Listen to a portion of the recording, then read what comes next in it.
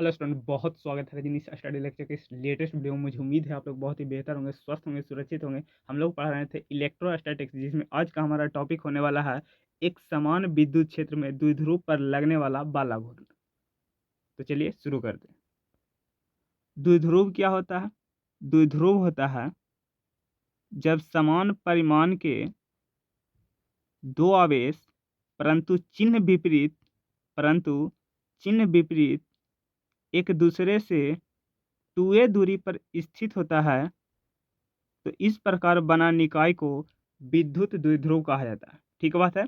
लेकिन टॉपिक कर रहा है एक समान विद्युत क्षेत्र में, तो ये जो रेड वाली लाइन है वो एक समान विद्युत क्षेत्र है।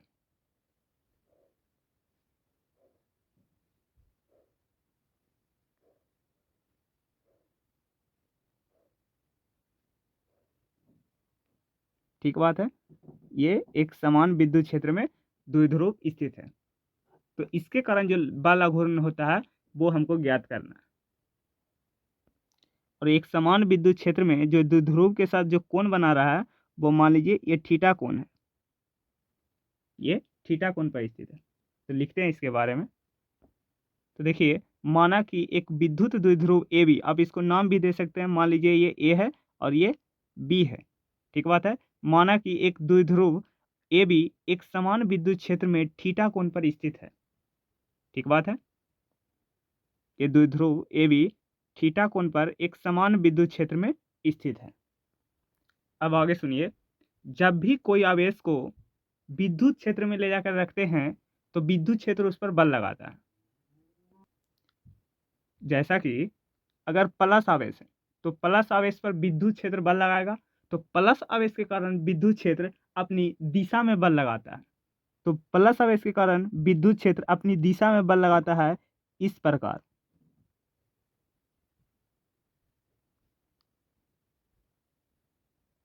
F प्लस क्यू के कारण। ठीक बात है। प्लस आवेश के कारण विद्युत क्षेत्र अपनी दिशा में बल लगाता है। ठीक बात है। और माइनस आवेश के कारण विद्युत क्षेत्र अपने से विपरीत दिशा में बल लगाता है। माइनस आवेश के कारण विद्युत क्षेत्र अपने से विपरीत दिशा में बल लगाता है, तो विद्युत क्षेत्र इस दिशा में है और इसके विपरीत बल लगेगा माइनस क्यू के कारण इस तरफ। तो ये हो जाएगा माइनस क्यू के कारण विद्युत क्षेत्र बल लगाया। तो इस बात को भी नोट करते हैं। तो उसी बात को लिखे हैं कि विद्युत द्विध्रुव प्लस क्यू पर विद्युत क्षेत्र अपने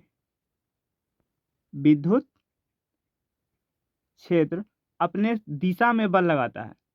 प्लस क्यू पर विद्युत क्षेत्र अपने दिशा में बल लगाता है। द्विध्रुव के माइनस क्यू पर विद्युत क्षेत्र अपने से विपरीत दिशा में बल लगाता है।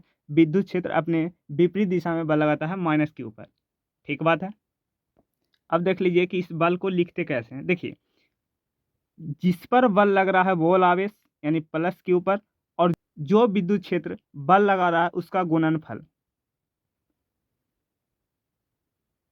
ठीक बात है। अब माइनस क्यू के कारण लिखिए, तो जिस पर बल लग रहा है, जिस आवेश पर बल लग रहा है वो वाला आवेश, तो माइनस क्यू। ठीक है। और जो विद्युत क्षेत्र बल लगा रहा है उसका गुणनफल। या आप डायरेक्ट याद भी कर सकते हैं, स्टार्टिंग में एक लेक्चर में बताए थे कि विद्युत क्षेत्र की तीव्रता की एकांक आवेश के ऊपर लगने वाला बल। देख लीजिए, एकांक आवेश के ऊपर लगने वाला जो बल होता है वो विद्युत क्षेत्र की तीव्रता कहलाता है। ठीक है। वहां से भी आप लिख सकते हैं F बराबर Q इंटू ई। तो E बराबर होता है F अपॉन Q, तो यहाँ से F बराबर हो सकता है Q इंटू ई। अगर वो वीडियो नहीं देखे हैं तो जाकर देख सकते हैं, विद्युत क्षेत्र की तीव्रता वाला। ठीक बात है। देखिए, अभी तक हमने कुछ नहीं किया। टॉपिक आ रहा था कि एक समान विद्युत क्षेत्र, तो एक समान विद्युत क्षेत्र ले लिए, उसमें द्विध्रुव को रख दिए थीटा एंगल पर। तो उसी बात को लिखे कि माना कि एक विद्युत द्विध्रुव ए बी, इसको नाम दे दीजिए ए और बी। ए बी एक समान विद्युत क्षेत्र में थीटा कोण पर स्थित है। ठीक बात है। और एक बात और याद रखिएगा, जो प्लस क्यू आवेश है उस पर विद्युत क्षेत्र अपनी दिशा में बल लगाता है, तो उस पर विद्युत क्षेत्र अपनी दिशा में बल लगाएगा। और जो माइनस क्यू आवेश है उस पर विद्युत क्षेत्र अपने विपरीत दिशा में बल लगाएगा। तो उसी बात को लिखे हैं। बस बल लिखने का तरीका सेम है, क्यू इंटू ई, क्यू इंटू ई, बस दिशा में विपरीत है। ठीक बात है। अगला जो इंपॉर्टेंट बात है वो देखिए, तो देखिए प्लस क्यू के कारण लगने वाला बल तथा माइनस क्यू के कारण लगने वाला बल की दिशा एक दूसरे के विपरीत है। आप देख सकते हैं कि प्लस क्यू पर जो लगने वाला बल है विद्युत क्षेत्र के कारण इस दिशा में है और एक इस दिशा में, एक दूसरे के विपरीत है। ठीक बात है। एवं क्रिया रेखा विभिन्न है। अब क्रिया रेखा क्या होता है जो पहले समझिए। जो क्रिया रेखा होता है, दोनों बलों को जो मिलाने वाली रेखा है, ये जो रेखा है ये कहलाएगा बलों के मध्य क्रिया रेखा। ठीक है, ये जो मिलाने वाली लाइन है, दोनों बलों को जो मिलाने वाली लाइन है, ये कहलाएगा क्रिया रेखा। तो एवं क्रिया रेखा भी भिन्न है। तो आप देख सकते हैं कि क्रिया रेखा वो एक इस दिशा में है और एक इस दिशा में है। तो क्रिया रेखा भी भिन्न है। अतः ये बल एक बल आघूर्ण उत्पन्न करेगा। तो इस कंडीशन में बल आघूर्ण उत्पन्न करता है। ठीक बात है। आप देख भी सकते हैं कि एक बल लग रहा है इसकी तरफ और एक बल लग रहा है इसकी तरफ। तो दिशा में तो एक दूसरे के विपरीत है, परंतु क्रिया रेखा में विपरीत है। जो प्लस क्यू के जो मिलाने वाली रेखा है जो इस तरफ है, और जो माइनस क्यू के जो मिलाने वाली रेखा है वो इस तरफ है। तो देख सकते हैं कि क्रिया रेखा भी एक दूसरे के भिन्न है। तो इस प्रकार एक बल आघूर्ण उत्पन्न होता है। बल आघूर्ण क्या होता है, ये एक 11th क्लास का टॉपिक है कि बल आघूर्ण जब भी किसी वस्तु पर लगता है तो उसको चाहता है कि घुमा दे। ठीक है, जैसे मान लीजिए अगर ये सेंटर है तो एक बल इस दिशा में है और एक बल इस दिशा में है, तो ये क्या चाहेगा कि इस तरफ घुमा दे। ठीक बात है, किसी वस्तु पर लगकर वो घुमा देता है। अब बल आघूर्ण को लिखते कैसे हैं वो देखिए। तो देखिए बल आघूर्ण कैसे लिखते हैं। तो बल आघूर्ण बराबर होता है बल इंटू बलों की क्रिया रेखाओं के मध्य लंबवत दूरी। अब बलों की क्रिया रेखाओं के मध्य लंबवत दूरी कौन सा होगा वो देखिए। बलों की क्रिया रेखाओं के मध्य दूरी, तो ये रहे बलों के बीच क्रिया रेखा। ठीक है, और इनके जो लंबवत दूरी है वो ये रहा। इनके जो लंबवत दूरी है वो ये रहा, और ये 90 डिग्री का कोण बना रहा है। ये एक समकोण है। अगर ये कोण थीटा है तो ये भी कोण क्या हो जाएगा, थीटा हो जाएगा। ठीक है, तो इस समकोण त्रिभुज को आप नाम दे सकते हो ए बी, ये हो गया सी। ठीक है, तो इस त्रिभुज में आप जैसे ही साइन थीटा लगाओगे, साइन थीटा, तो साइन थीटा होता है लंब अपॉन कर्ण। तो लंब कौन सा हो जाएगा, ये हो जाएगा BC। तो ये हो जाएगा BC बटा कर्ण। कर्ण कौन सा हो जाएगा, AB। हमको चाहिए बलों के क्रिया रेखा के मध्य लंबवत दूरी, यानी कि ये BC का मान। तो यहाँ से BC बराबर क्या हो जाएगा, BC बराबर हो जाएगा AB साइन थीटा, और AB का जो दूरी है वो कितना है 2A। तो ये हो जाएगा 2A साइन थीटा। तो ये आ गया बलों के मध्य क्रिया रेखा के लंबवत दूरी। ठीक है, तो ज़्यादा कुछ नहीं है। देखिए बल आघूर्ण कैसे लिखते हैं। बल, तो बल तो हमें पता है, बलों की क्रिया रेखाओं के मध्य लंबवत दूरी। तो लंबवत दूरी प्लस क्यू पर जो लगने वाला बल की जो क्रिया रेखा है वो ये रहा, और जो माइनस क्यू पर जो लगने वाला बल है उसकी क्रिया रेखा ये रहा। इन दोनों के बीच लंबवत दूरी, तो लंबवत दूरी ये रहा।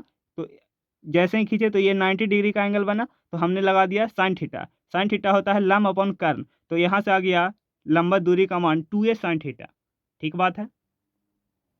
अब मान रखते हैं।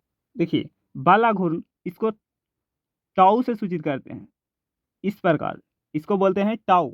ठीक है, तो बल आघूर्ण होगा, कोई भी एगो बल ले लीजिए। तो मान लीजिए हम प्लस क्यू के कारण लगने वाला जो बल है वो ले लेते हैं। तो क्या हो जाएगा Q इंटू ई।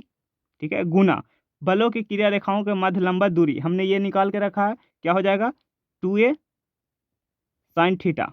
ठीक बात है। तो यहाँ से टाउ बराबर हो जाएगा, 2 को Q के साथ लिख रहे हैं, Q इंटू 2A इंटू ई साइन थीटा।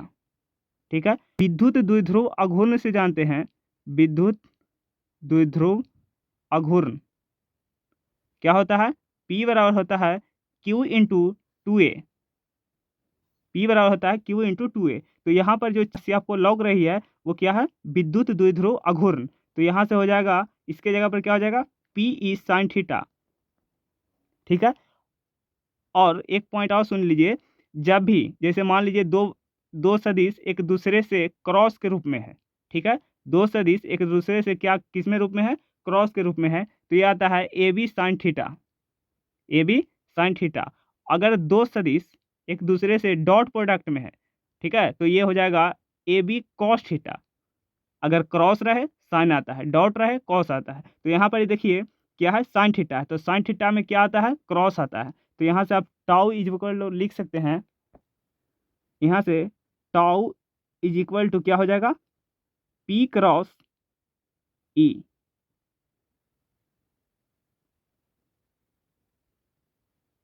ठीक बात है। तो यहाँ से जो टाउ हो जाएगा वो हो जाएगा पी क्रॉस ई सदिश रूप में।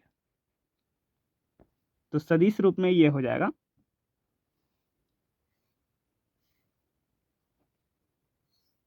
सदिश रूप में क्या हो जाएगा, पी क्रॉस ई। आप डायरेक्ट भी याद रख सकते हैं कि टाउ बराबर पी ई साइन थीटा, यहाँ से भी आप निकाल सकते हैं। तो ये होता है एक समान विद्युत क्षेत्र में द्विध्रुव पर लगने वाला बल अघूर्ण। अब अलग अलग केस उठा के देखते हैं कि उसकी स्थिति क्या होती है। अब देखिए हमने 3 केस उठाया है। देखिए एक समान विद्युत क्षेत्र में द्विध्रुव इस प्रकार रखा है,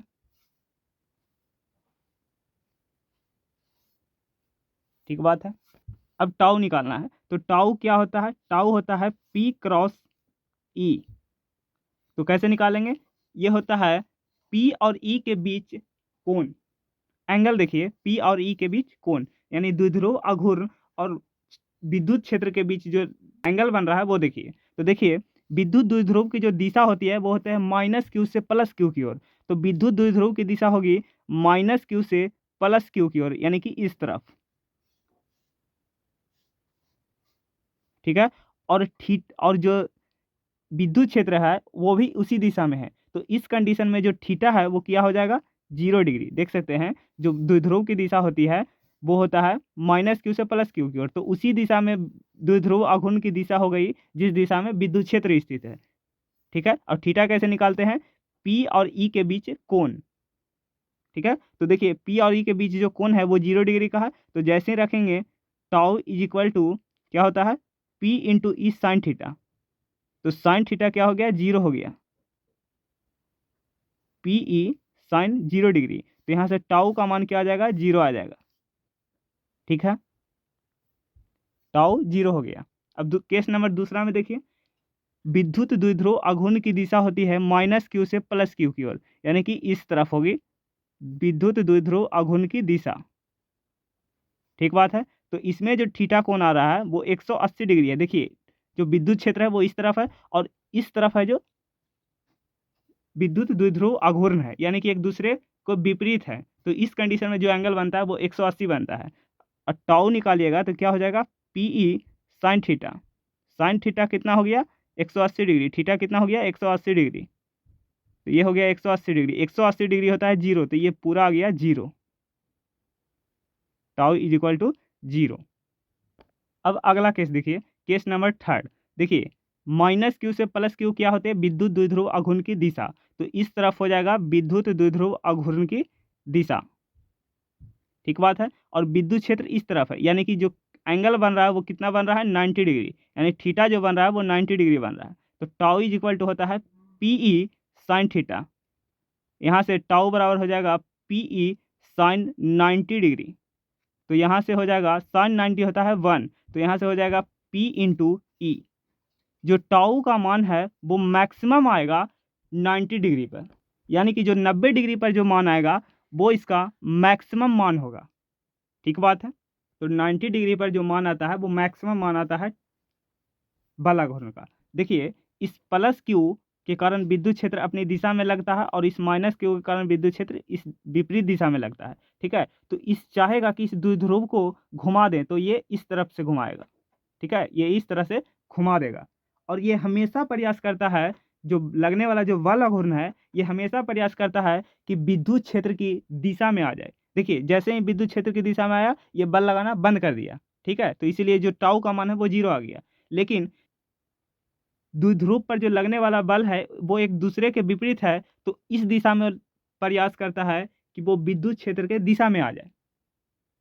जो विद्युत द्विध्रुव है वो विद्युत क्षेत्र के दिशा में आ जाए, ठीक है। तो इसलिए इस प्रकार से वो घुमा रहा है। एक लास्ट इंपॉर्टेंट बात है जो लिखते हैं, देखिए बल अघूर्ण द्विध्रुव के विद्युत क्षेत्र की दिशा में लाने का प्रयास करती है। जो देखिए विद्युत द्विध्रुव है वो बल अघूर्ण चाहता है कि वो विद्युत क्षेत्र की दिशा में आ जाए, इसीलिए इस पर जो बल लगा रहा है वो इसको चाह रहा है घुमा देवेला, इसलिए जो मैक्सिमम जो मान आता है वो 90 डिग्री पर मैक्सिमम मान आता है टाउ का।